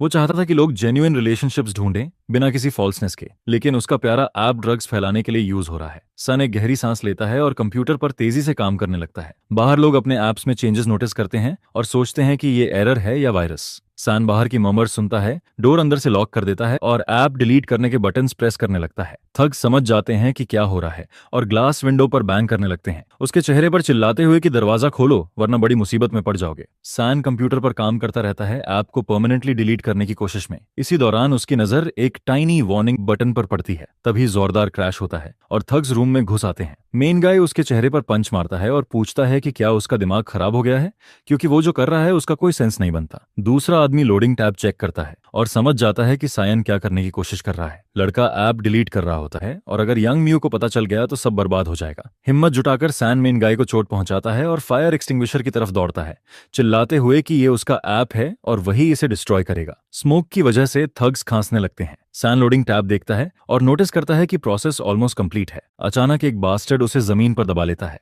वो अपने गूंज पर चिल्लाता है कि किसी को बांधने को कहो और सैन का गला दबाने लगता है। सैन की आंखों से पानी आने लगता है और उसे एहसास होता है कि आखिर में वो बस इतना ही कर सकता था। स्मोक के पीछे से एक सिर दिखाई देता है और अगले ही पल उस पर एक रेड ग्लोइंग आई चमकती है। मिन्हो उस थग से पूछता है कि वो उसके सर्वेंट के साथ क्या कर रहा है और उसके चेहरे पर पंच मार देता है। पहले आदमी को पीटने के बाद वो बाकी बास्टर्ड्स को भी तहस नहस कर देता है। वो डिक्लेयर करता है कि वो मूर्ख हैं जो सोचते हैं कि उसके एकमात्र अटेंडेंट पर हाथ उठा सकते हैं, क्योंकि वो मर भी जाए तब भी किसी को उसकी चीज को छूने नहीं देगा। सान खांसते हुए उठ बैठता है। उसे वो बात याद आती है जो उसने बहुत पहले मिन्हो को ऐप दिखाते वक्त कही थी। उसने उसे इसका पर्पस बताया था और वो आइकॉन भी दिखाया था जो खास तौर पर उसी के लिए डिजाइन किया गया था। तब मिन्हो को फिर से बुलीज उठा ले गए थे। उसे नहीं पता था वो कहाँ है, किस हालत में है। सान ने उसी वक्त नोट्स बना लिए थे ताकि कुछ किया जा सके। उसने एक अलर्ट बटन बनाया था जो सामने वाले की लोकेशन दिखा सके ताकि उसके जैसे दोस्त साथ और सेफ रह सकें। उसने प्रॉमिस किया था कि वो कभी मिन्हो को हर्ट नहीं होने देगा।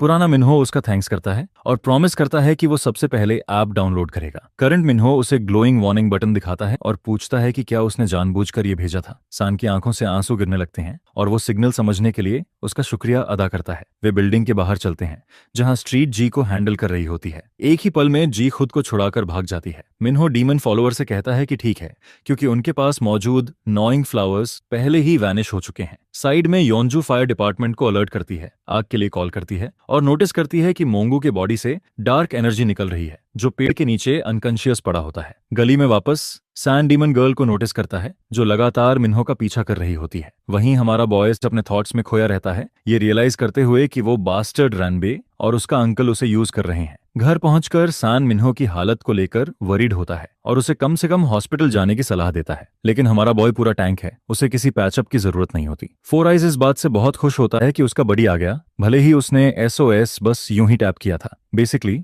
उसे लगता है कि मिन्हो सिग्नल की वजह से आया है, जबकि असल में ये बंदा बस वहां से गुजर रहा था। मिन्हो की असिस्टेंट उसे चुप कराती है और धीरे से कहती है कि इसे कोइंसिडेंस कहना समझदारी नहीं है। चलो जरा पीछे चलते हैं और देखते हैं कि हुआ क्या था। मिन्हो जी को उस हाइडआउट तक ले जा रहा था। फ्रस्ट्रेशन में जी सोचती है कि वो इतना आगे सिर्फ इसलिए जा रहा है क्योंकि मार्क जिंगरबर्गर उसका दोस्त है। फनी पार्ट ये होता है कि मिन्हो को तो ये तक पता नहीं था कि सायन को जीहे के ग्रुप ने कैप्चर कर लिया था, लेकिन अब उसे समझ आता है कि वो स्कूल क्यों नहीं आया था। जी पूरी तरह बैफल्ड रहती है क्योंकि उसे समझ नहीं आता कि ये लड़का इतनी हद तक क्यों जा रहा है जब वो सेविंग को भी प्रायोरिटी नहीं दे रहा। उसी वक्त मिन्हो को SOS सिग्नल रिंग करता हुआ दिखाई देता है। प्रेजेंट में लौटते हुए स्ट्रीट नहीं चाहती कि उसका मास्टर इसे कोइंसिडेंस बोले, क्योंकि ये उसके दोस्त के साथ रिलेशन के लिए गलत मूव होगा। आखिर मिन्हो को यहाँ कुछ वक्त तक रहना है और उसे फ्रेंड्स बनाने की जरूरत है। वो किड उसे रोल मॉडल तक मानता है और खुद को ब्लेस्ड महसूस करता है कि वो उसे बचाने आया। सैन बोल पड़ता है और पूछता है कि ये ब्लू हेयर्ड लड़की कौन है। मिन्हो कैजुअली बता देता है कि वो बस उसकी सबॉर्डिनेट है, जिससे उसका दोस्त शॉक हो जाता है। क्यूरियस होकर सैन सवाल करता है, क्योंकि मिन्हो अचानक बदल गया है और अब उसके पास एक वियर्ड फ्रेंड भी है। अंदर ही अंदर सैन वर्स्ट फियर कर रहा होता है कि कहीं उसका दोस्त किसी डेंजरस ऑर्गेनाइजेशन के इन्फ्लुएंस में तो नहीं आ गया। वो नहीं चाहता कि मिन्हो खतरनाक लोगों से घिरा रहे। इधर मिन्हो समझ जाता है कि वो हमेशा अपनी अटेंडेंट के लिए बहाने नहीं बना सकता, इसलिए वो साइंस की बात से एग्री करता है और सीधा बम गिराता है कि वो ग्रेट डीमन किंग का बेटा है। ये सारे बड़े बड़े वर्ड्स उस किड के सिर के ऊपर से निकल जाते हैं। वो समझ ही नहीं पाता कि उसने अभी क्या सुना। तभी अचानक उसकी गोद में बैठी एक कैट उसे डरा देती है। एक्सप्लेन करते करते थक चुका मिन्हो बात अपनी अटेंडेंट पर छोड़ देता है और तभी वो कैट बोलने लगते हैं, जिससे बेचारा स्टूडेंट बुरी तरह डर जाता है। इतना सब संभालना उसके बस का नहीं होता और सैन शॉक में फेंट हो जाता है। उधर बजट चिसाकी का ह्यूमिलिएशन सेशन खत्म हो चुका होता है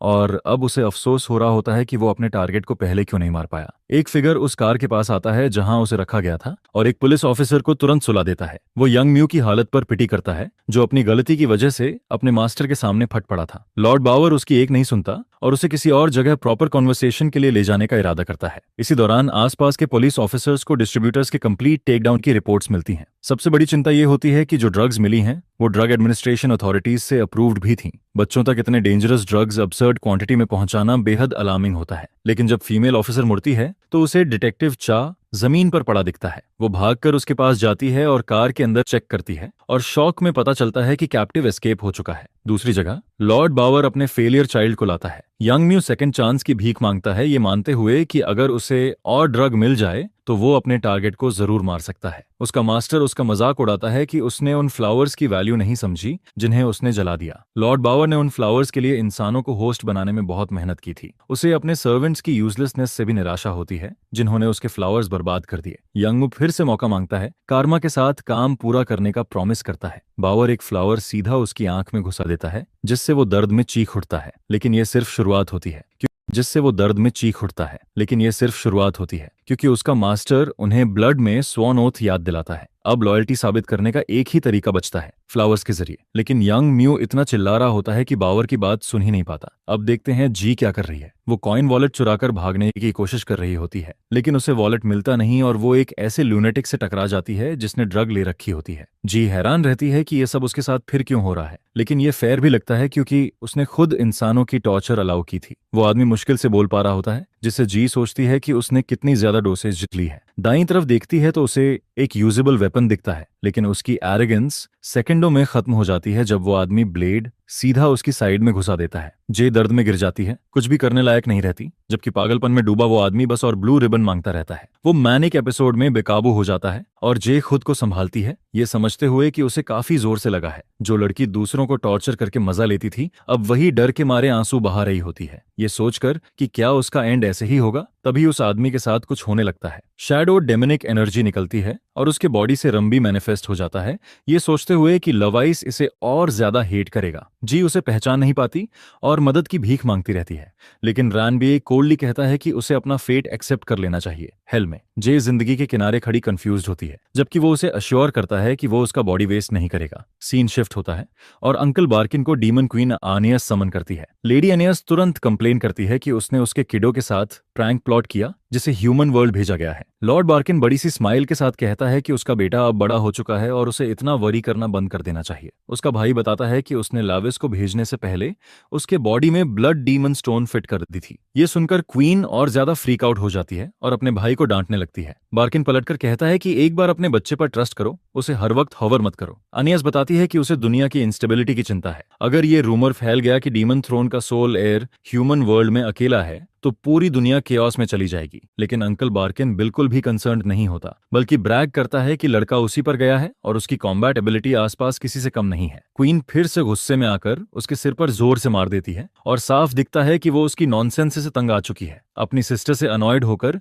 लॉर्ड रामबी से कहता है कि वो हर किताब पढ़े और बड़ी बहनों से छुटकारा पाने का तरीका ढूंढे। रामबी दोनों को शांत कराने की कोशिश करता है, लेकिन रॉयल सिबलिंग्स की लड़ाई और ज्यादा बिगड़ जाती है। सीन वापस अर्थ पर आता है जहां लावाइस चिल कर रहा होता है। सैन उससे पूछता है कि क्या वो सच में एक्चुअल डीमन है। जब लावेस कैजुअली एडमिट करता है तो बेचारा लड़का डरने लगता है कि मरने के बाद वो सीधे हेल चला जाएगा, लेकिन लावाइस कहता है कि ये अर्थ खुद एक लिविंग हेल है और जब वो उसे डीमन वर्ल्ड ले जाएगा तो वहां कोई उसे छूने की हिम्मत भी नहीं करेगा। वो खुद को डीमन थ्रोन का सोल सक्सेसर डिक्लेयर करता है। ये सुनकर सैन और ज्यादा डर जाता है और डेस्परेट होकर बार्गेन करने लगता है कि उसे वहां कभी न ले जाया जाए। लविस वापसी के बारे में सोचते हुए रामबे को याद करता है और उसकी आंखों से लॉलीपॉप बनाने की इमेजिनेशन में खो जाता है और साफ दिखता है कि वो इस थॉट को जरूरत से ज्यादा एंजॉय कर रहा है। जब सायन आखिरकार डीमंस वाली सारी बकवास प्रोसेस कर लेता है तो वो सवाल करता है कि असली मिन्हो का क्या हुआ होगा। स्ट्रीट बताती है कि मिन्हो वैसे भी मरने वाला था और डीमंस को सिर्फ ऐसे वेसल्स यूज करने की परमिशन होती है जो दूसरे डीमंस को पनिश करने के लिए प्रिजन सेल्स की तरह होते हैं।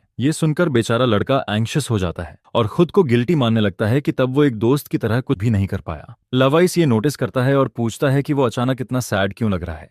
फिर एक बार फिर कहता है कि बस उसे इस दुनिया में कुछ और दशकों तक होल्ड करना है, उसके बाद वो दोनों साथ डीमन वर्ल्ड जाएंगे। सान समझ जाता है कि अब वो चाहे कुछ भी कर ले उसे डीमन रेल्म की ट्रिप पर तो घसीटा ही जाएगा। जब लविस स्ट्रीट से कहता है कि डीमन वर्ल्ड कितना मैग्निफिसेंट है ये एक्सप्लेन करे तो वो सीधा झूठ बना देती है और बताती है कि वहां हर जगह खून और ह्यूमन फ्लैश की स्मेल होती है। ये सुनते ही गरीब ब्रैट प्योर टेरर में चीखने लगता है। डीमन प्रिंस अपनी नई मिनियन को वार्न करता है कि उसके बारे में कोई भी इंफॉर्मेशन कहीं लीक नहीं होनी चाहिए। ह्यूमन होम लौटते वक्त लविस को अपनी पूरी बॉडी में तेज दर्द फील होता है और माइग्रेन जैसी पेन क्रीप करने लगती है। वो सोचता है कि कहीं ये ब्लड स्टोन की पावर ओवरयूज करने की वजह से तो नहीं है। जैसे ही वो अंदर कदम रखता है मिनाहा उसे बर्थडे पार्टी से सरप्राइज कर देती है। केक के साथ जो उसने और उनकी माँ ने मिलकर उसके लिए बेक किया होता है वो उसे सेल्फी के लिए खींचती है, लेकिन डीमन प्रिंस को बर्थडे से कोई मतलब नहीं होता और वो अपनी सिस्टर के फेस पर लगी बैंडेज के बारे में पूछता है, जिस पर वो कैजुअली ब्लफ करती है कि कुछ नहीं है। वो कहती है कि कुछ किड्स एक ग्रैनी को बुली कर रहे थे, उसे बचाते वक्त बस चोट लग गई। लावाइस को ये ऑडली इंट्रीगिंग और अम्यूजिंग लगता है कि वो खुद इतनी फ्रेल होते हुए भी दूसरों की मदद करने गई। मिया केक का एक स्पून उठाती है और जबरदस्ती अपने भाई के मुंह में डाल देती है।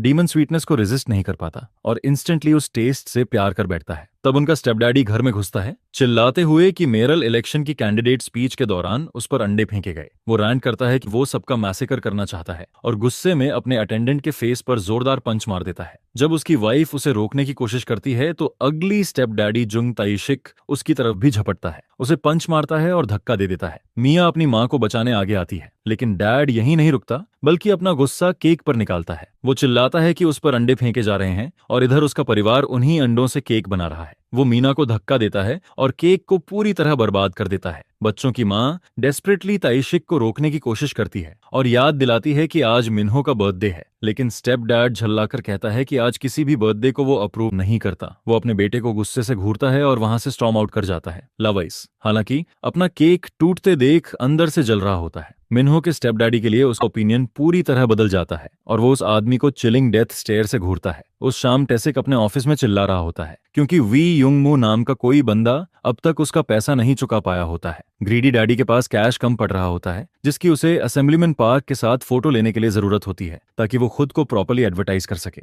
जैसे ही उसका गुस्सा पीक पर पहुंचता है उसका बटलर दौड़ता हुआ आता है और बताता है कि उसकी बेटी एक ओल्ड लेडी की मदद करने के लिए वायरल हो गई है जिसे कुछ किड्स बुली कर रहे थे। बटलर उसे एक प्लान बताता है कि कैसे वो पब्लिकली स्टेप डॉटर के साथ रिलेशन रिवील करके गारंटीड वोट सिक्योर कर सकता है। अगली स्टेप डैडी चौड़ी ग्रिन के साथ अपनी बेटी को गोल्डन गूस की तरह यूज करने की प्लानिंग शुरू कर देता है ताकि अपनी ग्रीडी डिजायर्स पूरी कर सके। मिन्हा की न्यूज वाइल्डफायर की तरह फैलती है और ये नॉक्स की सीईओ हन योंगजू तक भी पहुंच जाती है। योंगजू अपनी बेटी यूनी और बेटे हान सोया को बुलाती है। मिन्हा की फोटो दिखाते हुए खुलेआम उसकी ब्यूटी की तारीफ करती है। ग्रीड की फॉर्मर विच मारा कामली बताती है कि उसने डिसाइड कर लिया है कि यही लड़की उसकी नई वेसल बनेगी क्योंकि उसकी करंट बॉडी अब बहुत ओल्ड दिखने लगी है। विच ऑफ ग्रीड इसे अपना लकी डे मानती है और कन्विंस हो जाती है कि उसे अपनी जरूरतों के लिए परफेक्ट बॉडी मिल गई है। उसके बच्चे हालांकि इस आइडिया से खास एक्साइटेड नहीं होते। सोया रिलक्टेंटली कहता है कि मिन्हा एक प्रिटी डॉल जैसी लगती है। इधर मिन्हा का फादर अपनी बेटी की इमेज को कैश में बदल रहा होता है और अप्रूवल रेटिंग्स में टॉप स्पॉट क्लेम कर लेता है। वो बटलर को ऑर्डर देता है कि उसी रात स्टेप डॉटर का एक और वीडियो शेड्यूल किया जाए ताकि उसकी पॉपुलैरिटी बनी रहे। ताइशिक खुद से स्मर्क करता है कभी इमेजिन भी नहीं करता कि उसकी गुड फॉर नथिंग फैमिली उसे इतना फायदा पहुंचा सकती है। वो बटलर को कहता है कि बेटी से जुड़ी हर ऐसी चीज निकालो जिसे मोनेटाइज किया जा सके, चैरिटी अपीयरेंसेस और पब्लिक वॉलंटियरिंग जैसे आइडियाज पुश करते हुए, ताकि हर पॉसिबल बेनिफिट निकाला जा सके। तब टीसिक को बताया जाता है कि नॉक्स की सीईओ ने डायरेक्ट अप्रोच किया है। ये सुनते ही ग्रीडी बैस्टर्ड की आंखें और चमक उठती हैं। स्टोरी फिर सैन पर शिफ्ट होती है, जो आर्ग्यू करता है कि उसे पता ही नहीं था कि मिन्हो का स्टेपफादर मेयर सीट के लिए लड़ रहा है। लवाइस उससे पूछता है कि क्या वो मिन्हो की फैमिली को सच में अच्छी तरह जानता है। सायोन एक्सप्लेन करता है कि मिन्हो अपनी पर्सनल लाइफ पर कम ही बात करता था, लेकिन एक चीज पक्की थी, वो अपनी सिस्टर के बहुत क्लोज था। जब वो बताता है कि मिन्हो उसे कितनी गहराई से चेरिश करता था, तो लवाइस के अंदर कुछ क्लिक करता है। उसे याद आता है कि उसके ग्रेट अंकल ने एक बार कहा था कि अपने लव्ड वंस को वैसे ही चेरिश करना चाहिए जैसे वो रैन और खुद को करता है। तब स्ट्रीट किटी फॉर्म में दीवार के एक होल से निकलने की कोशिश करती है, लेकिन हाफ वे फंस जाती है। पता चलता है कि फूडी इतने खाने में ऑब्सेस्ड हो चुकी है कि उसका पेट बहुत ज्यादा फूल गया है। लावाइस उससे पूछता है कि रानी ने क्या कहा। वो कैजुअली जवाब देती है कि राम्बी वहां था ही नहीं, बस एक नोट छोड़ गया है। लावाइस नोट खोलकर पढ़ता है और उसमें रंबे उसे अनोइंगली स्मग तरीके से प्रेज कर रहा होता है। इतना ही नहीं, नर्ड डीमन प्रिंस को टास्क असाइन करता है कि वो लॉर्ड बावर हिल्ट का ख्याल रखे। ये पढ़ते ही लविस भड़क उठता है और चिल्लाने लगता है कि वो बावर पर हाथ डालने से पहले ही उस नर्ड को मार देगा। सैन उसे स्नैप आउट कराता है, ये कहते हुए कि उसका ग्रीडी डैडी इसी रफ्तार से मेयर बनता जा रहा है। लवाइस को यकीन नहीं होता कि ऐसा इंसान मेयर बन सकता है, और उसे सोचते ही वो आदमी उसे सिनारू जैसा लगने लगता है। वो स्ट्रीट से पूछता है कि क्या ये स्टेप डैडी कोई सिनेरू है जो इस ह्यूमन हेल में उतरा है। सन पूछता है कि सिनेरू क्या होता है, और उसे बताया जाता है कि ये डीमन रेल्म के इनफेमस ग्लटनस डीमंस होते हैं। इन्हें लगभग सारे डीमंस हेट करते हैं क्योंकि ये कभी खाना बंद नहीं करते, चाहे कितना भी खा लें। स्ट्रीट तुरंत ऑब्जेक्ट करती है और कहती है कि ताइशिक तो आखिरकार एक मियर ह्यूमन ही है। हमारा गाय स्ट्रीट का मजाक उड़ाता है और उसे अपनी ईटिंग स्प्री रोकने को कहता है। वॉर्न करता है कि अगर वो ऐसे ही खाती रही तो जल्दी ही खुद ग्लटनस डीमन बन जाएगी। उस रात जब लावाइस घर लौटता है तो उसे नॉक्स की सीईओ हान योंगजू पहले से वहां मिलती है। वो उसकी सिस्टर को नॉक्स एंटरटेनमेंट ग्रुप जेरा में रिक्रूट करने आई होती है।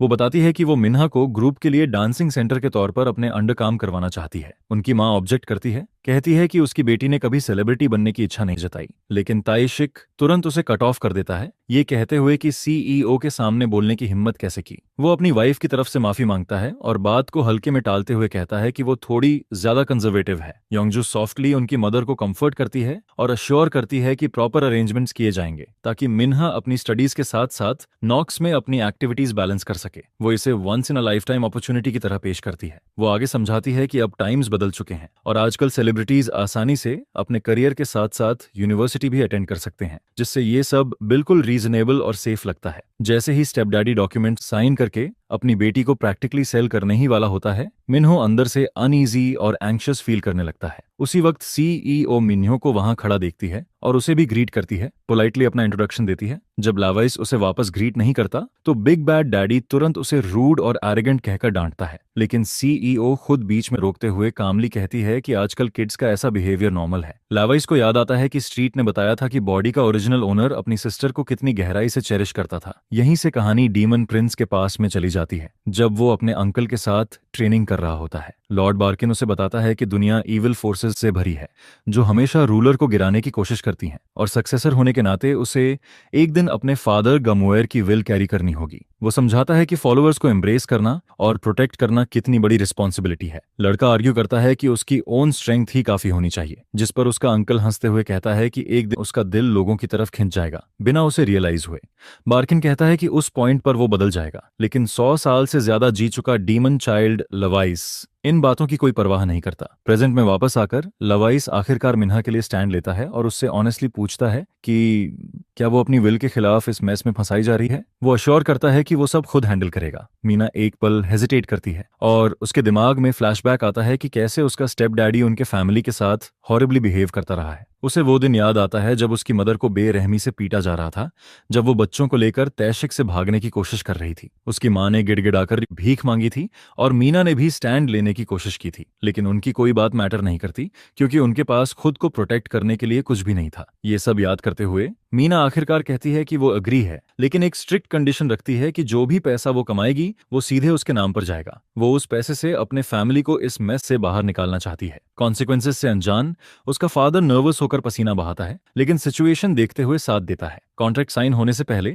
उसकी मदर एक बार फिर पूछती है कि क्या वो सच में ये करना चाहती है। मिया अपनी माँ को अश्योर करती है कि वो अच्छा करेगी और फिर अपने ब्रदर की तरफ देखकर साइलेंटली थैंक्स करती है कि उसने उसके लिए स्टैंड लिया। सीन शिफ्ट होता है और नॉक्स की सीईओ अपनी कार में वापस जा रही होती है और विच के दिमाग में कोई एक्साइटिंग प्लान चल रहा होता है। सोया कमेंट करता है कि मिन्हो किसी वजह से थोड़ा ऑफ लगा। सीईओ विच फिर एनी से पूछती है कि उसे वो कैसा लगा और वो भी अग्री करती है कि लड़के में कुछ अनयूजुअल या स्पेशल है। योंगजो सजेस्ट करती है कि शायद वो डीमन रेल्म का ट्रैकर हो सकता है, जिससे उसका बेटा अलर्ट हो जाता है। वो पूछता है कि क्या वो मिन्हो को एलिमिनेट करना चाहती है, लेकिन योंगजो उसे इम्पल्सिव होने से रोकती है और फर्मली कहती है कि अभी उनकी ओनली प्रायोरिटी मिन्हा है, बाकी कुछ मैटर नहीं करता। जब लड़का फिर इंसिस्ट करता है तो वो एक्सप्लेन करती है कि एक मूनलेस नाइट जल्द ही आने वाली है, जिस दिन वो रिचुअल परफॉर्म करके वेसल क्लेम करेगी। उसके बाद वो मिन्हा के साथ जो चाहे कर सकता है। तभी एनी कुछ बोलने के लिए सीईओ को मारा कहकर एड्रेस करती है, लेकिन विच गुस्से में स्नैप करती है और वॉर्न करती है कि वो नाम दोबारा कभी यूज न करे। वो बोस्ट करती है कि जल्द ही 12 ब्लैक सीट्स में बैठा डीमन किंग भी उसका कुछ नहीं बिगाड़ पाएगा। अगले दिन मिन्हा जिर पहुंचती है और ग्रुप की नई सेंटर के तौर पर इंट्रोड्यूस की जाती है। 2 पोनीटेल्स वाली एक लड़की प्रोटेस्ट करती है, कहती है कि उसने इस पोजीशन के लिए बहुत मेहनत की थी, लेकिन उसे इग्नोर कर दिया जाता है। सीईओ के जाते ही पोनीटेल गर्ल मिन्हा को बुली करने लगती है और कंप्लेन करती है कि उसने कनेक्शंस के दम पर पोजीशन छीनी है। वो मीना के फेस पर खरोंच मार देती है,